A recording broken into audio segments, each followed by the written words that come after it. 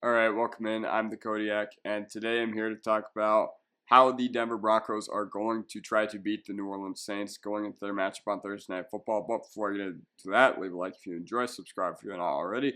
Let's get right into it. So, the New Orleans Saints. So, this team, they started out really, really hot this year. They started out really, really hot. The offense was firing on all cylinders, but I think part of that was due to the fact that you're not going to be playing against Carolina with Bryce Young, and you're not going to be playing against Dallas, who was a total train wreck for the rest of the year. And then they lost to Philly. I know they lost to Kansas City as well.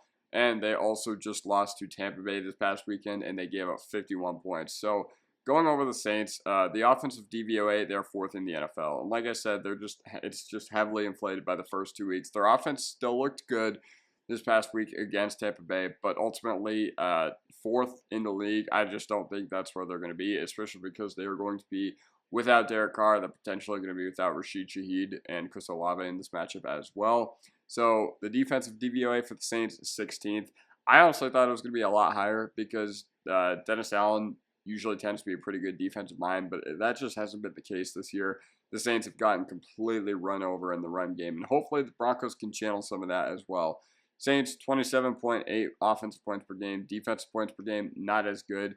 24.5, which is good enough for 24th or 23rd in the NFL. So with the offensive keys, here's what this is. Sean Payton, he is now returning to New Orleans for the first time since leaving them, and he's going to have a lot of energy. He's a competitor, and when he faced a familiar foe this year in the Tampa Bay Buccaneers, the Broncos went into Tampa Bay and just completely blew the doors off them.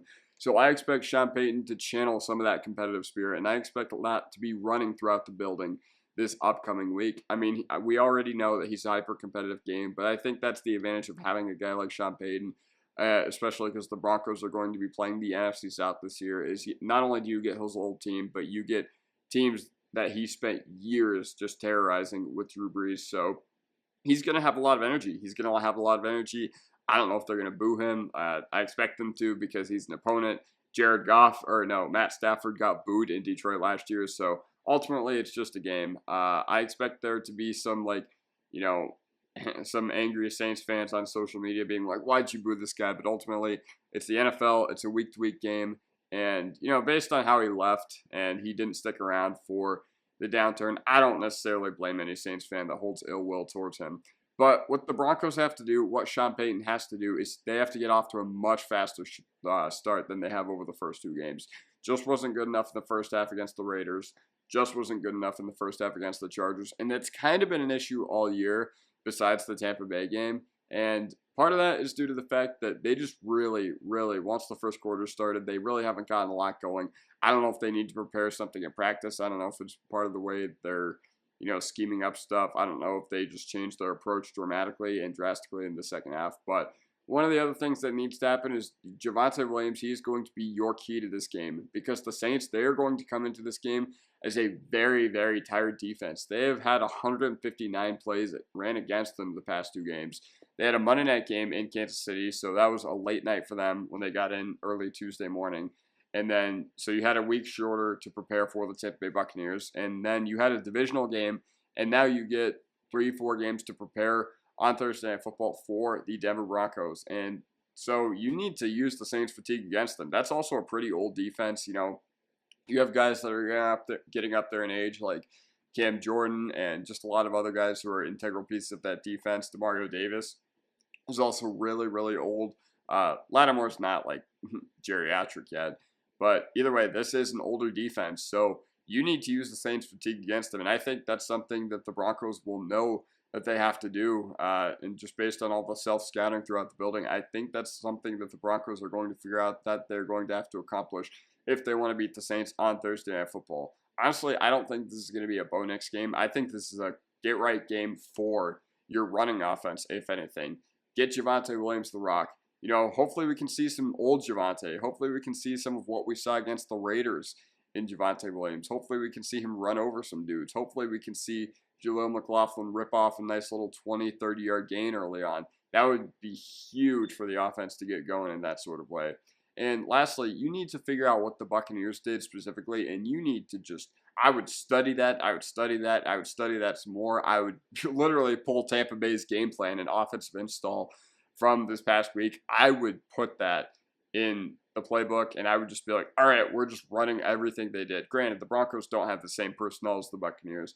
You don't have anybody like Mike Evans or Chris Godwin on this team, but Sean Tucker completely ran over that team. And honestly, I just think that the Broncos need to figure out what the Tampa Bay Buccaneers did, and they just need to,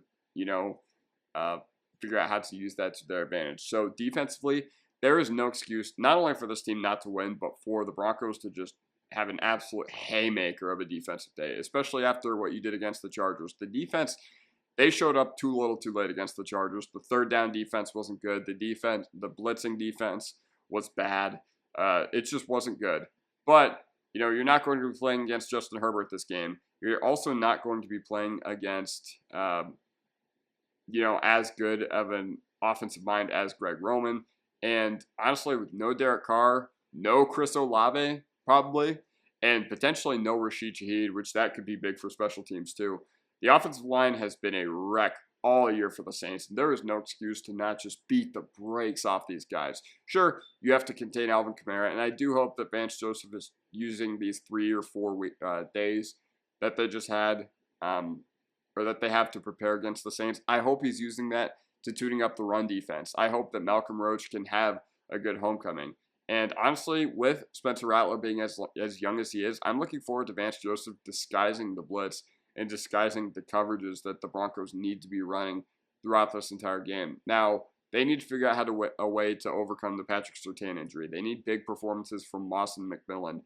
I'm going to talk about both those guys, more specifically Riley Moss, a little bit later. But so is Levi Wallace going to step in Patrick Surtain's place? Maybe you run more quarter and dollar packages. Maybe you just have to have more DBs on the field. Maybe you only send, we know that the Broncos like to blitz, but maybe this game you're a little more conservative with blitzing, and maybe you send 4, because the Broncos, they can get home with 4 against a Saints offensive line that's a complete wreck right now.